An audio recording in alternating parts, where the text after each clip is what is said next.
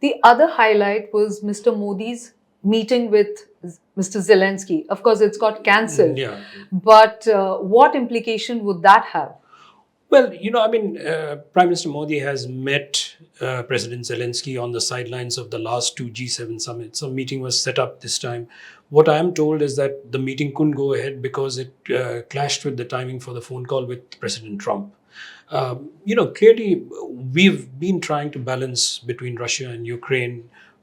We have, Prime Minister has visited Ukraine. There has been humanitarian aid, but in terms of if you really were to look at on balance, Russia is much more important to India than Ukraine will be, and and even into the foreseeable future. But at the same time, India is a growing player on the world stage, and you can't be seen as taking sides. So clearly, we've been trying to do a balancing act. We've always said that solutions can't be found on the battlefield. I mean, the Indian government has said that. So, this relationship will continue. India will definitely have an interest in wanting to help in stopping the hostilities between Russia and Ukraine, because the hostilities have a fallout on all kinds of things like energy prices, Absolutely. on shipping, on all kinds of things. You spoke of energy prices. Of course, we're seeing the Iran-Israel war, panning out, and Mr. Trump has sort of indicated that he may intervene. Oil prices have started going up. Do you see the war continuing, or do you think it'll be sort of, it'll come to an end in the next few days? That's a very difficult question to answer, but I would put it in another way.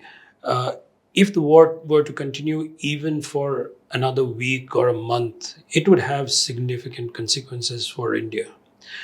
You only spoke about energy prices. That's one aspect of it. It's something that will affect every Indian. But let's not forget that West Asia, as we call it, or the Middle East, is home to more than 9 million Indians. They are spread out all across the region. Any tensions in that part has a significant impact on those people. You don't want to be arranging evacuations for people from that region, because if this conflict were to escalate, I don't think it's going to remain limited. It will definitely bring in more players. It'll widen, and it'll have all kinds of long-term consequences for India. The focus from here will shift to SCO. What do you think is going to be the takeaways? Of course, it's a few weeks away, but even then, what do you think is going to be the focus? Well, I think, the most important thing is Prime Minister Modi traveling to China, Exactly. especially after the, face-off on the LAC. And that will probably be the most significant thing. It sets up a second face-to-face meeting with President Xi. They last met in October. So, clearly it's another opportunity for trying to restore normalcy in the India-China relations, get back some sort of, stability in this relationship.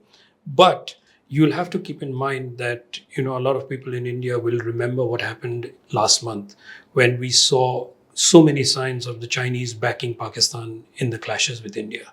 So it'll be a toss-up between those two. Clearly, India wants to normalize the relationship with China because it's not in anybody's interest to have tensions with China. But at the same time, I don't think the suspicions about China are going to go away anytime soon. Right, Reza. Thank you so much. Lovely talking to you. Thank you.